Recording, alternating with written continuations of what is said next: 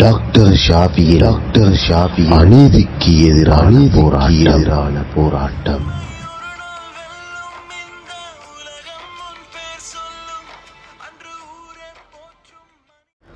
பாகம் 19.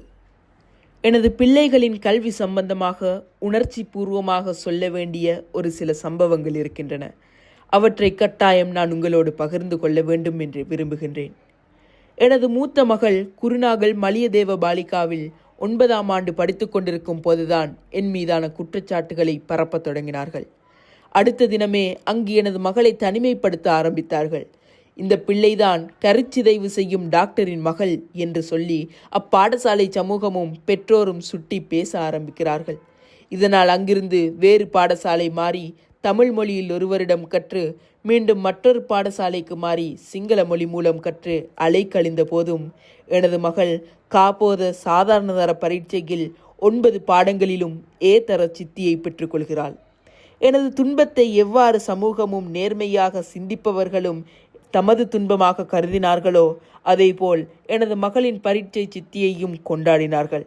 இந்த மனநிலை எல்லோராலும் உணர முடியாது. இது எனது வாழ்வின் ஒரு உணர்வு பூர்வமான ஒரு கட்டம் என்றுதான் என்னால் சொல்ல முடியும். இவ்வளவு துன்பங்களுக்கும் அலைச்சல்களுக்கும் மத்தியிலும் எனது மகள் பெற்ற அடைவை தமது அடைவாகவும் மகிழ்ச்சியை தமது மகிழ்ச்சியாகவும் அவர்கள் கருதினார்கள். எனது மகள் மட்டுமல்ல, பல 100 மாணவ மாணவியர் இந்த அடைவை எட்டியிருந்த போதும் எனது மகளின் வெற்றியை தமது வெற்றியாக அவர்கள் பார்த்தார்கள். பரீட்சை பெறுபேறு கிடைத்த பிறகு ஒரு தாய் எனக்கு அழைப்பெடுத்து தழுதழுத்த குரலில் எனக்கு வாழ்த்து சொன்னார். அல்லாஹ் உங்களை கைவிட மாட்டான் என்று மனதார பேசினார். அப்பெண்மணியின் மகளும் அப்பரீட்சைக்கு தோற்றியிருந்தார். மகளின் பெறுபேறு என்ன என்று கேட்டபோது 9A என்றார். தனது மகளின் வெற்றியை விட எனது மகளின் வெற்றிக்கு வாழ்த்தும் பிரார்த்தனையும் புரிந்த அந்த தாயின் வார்த்தைகளை கேட்டு நான் ஒரு கணம் ஸ்தம்பித்து போனேன்.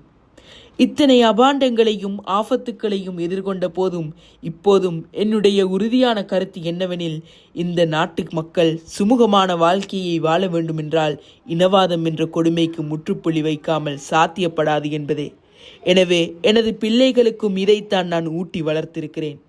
மேல் மாகாணத்தில் 9A பெறுபேற்றை பெற்ற மாணாக்களை கௌரவிக்கும் நிகழ்வு 2022 நடைபெற்றது.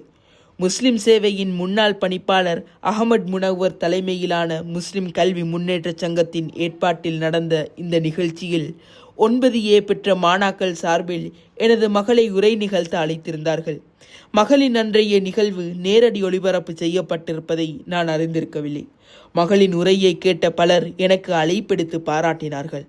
அந்த உரை பலரது மனங்களை நெகிழச் செய்திருந்தது.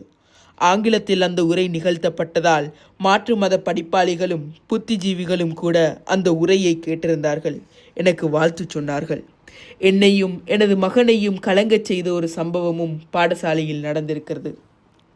அவர் குருநாகல் மலியதேவ ஆண்கள் பாடசாலையில் கற்றுக்கொண்டிருந்தவர் என்பதும் அவருக்கு ஆபத்து ஏற்படும் என பயந்து அவரை அப்பாடசாலையிலிருந்து விலக்கி அழைத்து வந்த தகவலும் முன்னைய அத்தியாயம் ஒன்றில் சொல்லப்பட்டிருக்கின்றன. நீண்ட நாட்கள் பாடசாலை செல்லாமல் இருந்த மகனை எனது மனைவி சிலரின் உதவியோடு கொழும்பு ஜாகிரா கல்லூரியில் சேர்த்திருந்தார். மகனுக்கு அப்பாடசாலை அனுமதி கிடைத்தது ஒரு வாரத்தின் பின் நான் பிணையில் விடுதலை செய்யப்பட்டேன்.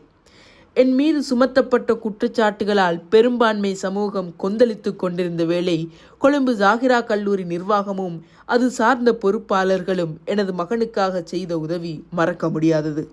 அப்போதிருந்த கொதிநிலை கருதி மகனின் பாதுகாப்புக்காக தந்தையின் பெயரை இப்போதைக்கு யார் கேட்டாலும் மாணவர்களிடம் கூட சொல்ல வேண்டாம் என்று நிர்வாகம் சொல்லியிருக்கிறது. அப்படி தெரிய வந்து வாய்வழி செய்தியாக வெளியே கசிந்து விடாதிருக்க நிர்வாகம் மேற்கொண்ட முட்காப்பு நடவடிக்கை அது. மகன் ஒரு நாள் பாடசாலை விட்டு வீட்டுக்கு வந்து என்னை கட்டிப்பிடித்து அழ ஆரம்பித்தார். ஏன் மகன் அழுகிறீர்கள் என்று கேட்டேன். எனது நண்பர்கள் இன்று உன்னுடைய வாப்பாவின் பேர் என்ன என்று கேட்டார்கள். வாப்பா, நான் பதில் சொல்லாமல் மௌனமாயிருந்தேன். அதனால் எனக்கு அங்கேயே மனங்கலங்கி விட்டது என்று சொல்லி மேலும் அழத் தொடங்கினார். அப்போது என் மனநிலை எப்படி இருந்திருக்கும் என்று தந்தையராக இருக்கும் சகோதரர்கள் நினைத்து பாருங்கள். தாங்க முடியாமல் எனது கண்களிலும் கண்ணீர் வந்தது. தனது தந்தையின் பெயரை சொல்ல முடியாத இப்படியான ஒரு இக்கட்டான நிலை எந்த பிள்ளைக்கும் வந்துவிடக்கூடாது. இவையெல்லாம் தாண்டி எனது மகன் முகமது செயின் கல்முனை ஜாகிராவிலும் சிறிது காலம் கற்று கண்டி ட்ரினிட்டி கல்லூரியில் அனுமதி பெற்று சாதாரண தர பரீட்சையில் 9A எடுத்து சித்தியடைந்தார். தற்போது அதே கல்லூரியில் உயர்தரம் கற்றுக்கொண்டிருக்கிறார். என்னுடைய இளைய மகள் சாரா ஜீனத்தையும் இந்த சூறாவளி விட்டு வைக்கவில்லை. அவரும் குருநாகல் மலியதேவ பெண்கள் பாடசாலையில் கற்றுக்கொண்டிருந்தவர். அங்கு கற்றுக்கொண்டிருக்கும் போதுதான் 5ஆம் ஆண்டு புலமை பரிசில் பரீட்சைக்கு விண்ணப்பிக்கப்பட்டிருந்தது. பரீட்சைக்கு முன்னரே அவரையும் அங்கிருந்து விலக்கிய தகவல் முன்னர் சொல்லப்பட்டிருக்கிறது. கொழும்பு, கல்முனை, கண்டி, கலாவெவ என்று மிகச் சிறிய வயதில் சூழ்நிலை காரணமாக அவருக்கும் அங்குமிங்குமாக அலைய வேண்டியிருந்தது. பரீட்சை நடைபெறும் காலப்பகுதியில் மகள் பம்பலப்பிட்டி முஸ்லிம் மகளிர் கல்லூரியில் கற்றுக்கொண்டிருந்தார். பரீட்சைக்கு தோற்றுவதானால் குருநாகல் மலியதேவ பெண்கள் கல்லூரிக்கு செல்ல வேண்டும், பரீட்சை எழுத வேண்டும் என்று பிடிவாதம் இருந்தது. கூடவே அப்பாடசாலைக்கு செல்ல பயமும் இருந்தது. நானும் கூடவே வர வேண்டும் என்பது மகளின் வேண்டுகோளாக இருந்தது. எனக்கும் வேறு வழி தோன்றவில்லை. எனவே மகளை அழைத்து கொண்டு சென்று எனது சாரதியோடு பாடசாலை பரீட்சை மண்டபத்துக்கு அனுப்பிவிட்டு நான் காரில் அமர்ந்திருந்தேன். பயத்துக்கும் மனப்போராட்டத்துக்கும் இடையில் தத்தளித்த போதும் மகள் புலமை பரிசையில் சித்தி எய்திருந்தார். இதைவிட வேறு என்ன மகிழ்ச்சி வேண்டும்?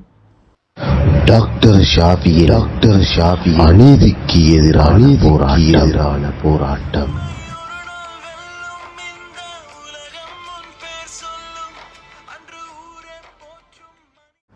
பாகம் 20. செல்வி ஜெய்னப் ஷாஃபியின் உரை. அஸ்ஸலாமு அலைக்கும். இவ்வாறான சிறப்பான ஓர் ஒன்று கூடலில் உங்கள் முன் உரை நிகழ்த்த கிடைத்தமையை பெருங்கௌரவமாக கருதுகின்றேன். 2022ஆம் ஆண்டு நடைபெற்ற சாதாரண தர பரீட்சையில் அதிசிறப்பு தர அடைவை பெற்ற உங்கள் அனைவருக்கும் எனது பாராட்டுக்களை தெரிவித்துக் கொள்கின்றேன். அத்துடன் இந்த சிறப்பான நிகழ்ச்சியை ஒழுங்கு செய்ததோடு என்னையும் அழைத்தமைக்கு நன்றி தெரிவித்துக் கொள்கின்றேன். உங்களில் சிலர் நான் யார் என்பதை தெரிந்திருப்பீர்கள், சிலர் தெரியாமலும் இருப்பீர்கள். எனது பெயர் ஜெய்னப் ஷாஃபி. இங்கு வருகை தந்திருக்கும் உங்களைப் போலவே நானும் சாதாரண தர பரீட்சைக்கு தோற்றி 9 பாடங்களிலும் சித்தி பெற்ற ஒரு மாணவி. நான் உங்களை ஊக்கிவிட தூண்டும் புத்திஜீவியோ ரோல் மாடலோ அல்ல. ஆனால் ஒரு நண்பியாக, ஒரே குழு அங்கத்தவராக, ஒரு சகோதரியாக எனது வாழ்நாளில் நடந்த உத்வேகத்துக்குரிய குறிப்பிடத்தக்க ஒரு சம்பவத்தை பற்றி உங்களுக்கு சொல்ல விரும்புகிறேன். எனது தந்தையார் டாக்டர் ஷாஃபி ஷிஹாப்தீன் அவர்கள் பொய்க் குற்றச்சாட்டுகளின் பேரால் 25ஆம் திகதி 5ஆம் மாதம் 2019ஆம் ஆண்டு கைது செய்யப்பட்டதை நீங்கள் அறிந்திருப்பீர்கள். வாழ்க்கை எவ்வாறு திசை மாறுகிறது என்பதை அன்றைய தினத்தில் ஒரு சிறு அளவிலேயே தெரிந்திருந்தேன். இந்த சம்பவம் நடைபெறும் போது நான் 9ஆம் ஆண்டில் கற்றுக்கொண்டிருந்த சிறு பிள்ளை. எனது தந்தையாரின் கைதை தொடர்ந்து நாங்கள் பாதுகாப்பு தேடி அகதிகளைப் போல் எங்கள் வீட்டை விட்டு தூரச் சென்றோம். என்னதான் நடந்து கொண்டிருக்கிறது என்று எனக்கு புரியவே இல்லை. ஆனால் உண்மையான ஒரு போராட்டம் அன்றுதான் ஆரம்பிக்கிறது என்பதை நான் உணர்ந்து கொண்டேன். இந்த சூழ்நிலையில் நானும் எனது உடன்பிறப்புகளும் பாடசாலையை இழந்தோம், சந்தோஷத்தை இழந்தோம், அமைதியை இழந்தோம்.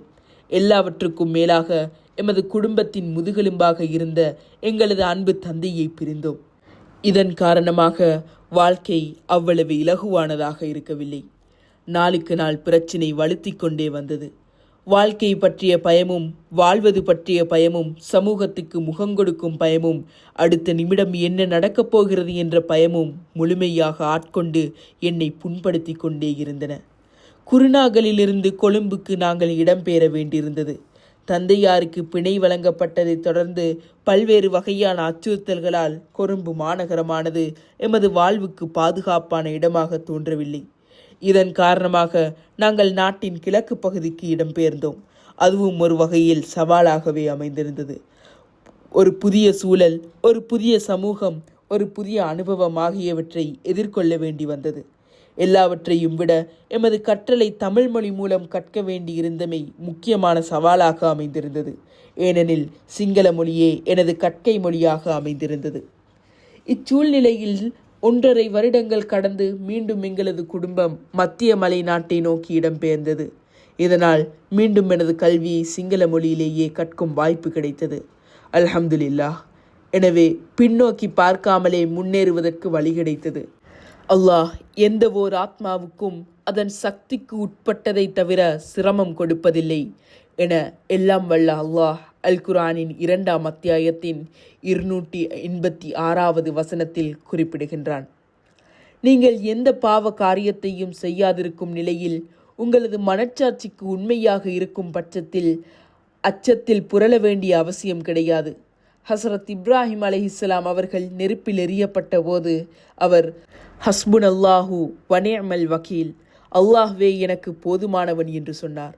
ஞாபகம் வைத்து கொள்ளுங்கள், எப்போதெல்லாம் நம்பிக்கை துளிர்க்கிறதோ அப்போதெல்லாம் கவலைகள் முடிவுக்கு வந்துவிடுகின்றன. எங்களது குடும்பத்தில் இருளாக இருந்த காலப்பிரிவில் எம்மோடு இணைந்திருந்தவர்களுக்கும், குறிப்பாக உதவிகரமாக நின்ற இன்றைய நிகழ்வின் பிரதம அதிதி ஜனாதிபதி சட்டத்தரணி ஃபாயிஸ் முஸ்தபா அவர்களுக்கும் அவரது குடும்பத்துக்கும் எமக்காக இறைவனிடம் பிரார்த்தித்து கொண்டிருந்த எமது சமூகத்தவர்க்கும் எனது மனங்கனிந்த நன்றிகள். ஒரு மனிதனை வாழ்க்கை பல்வேறு வழிகளில் சோதிக்கிறது. வாழ்க்கை எல்லோருக்கும் ஒரே மாதிரி அமைந்து விடுவதில்லை.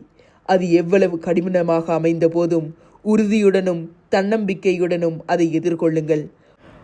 வாழ்க்கையை முழுமையாக வாழுங்கள். எல்லாம் எல்லோருக்கும் நிறைவாய் அமைய எனது நல்வாழ்த்துக்கள்.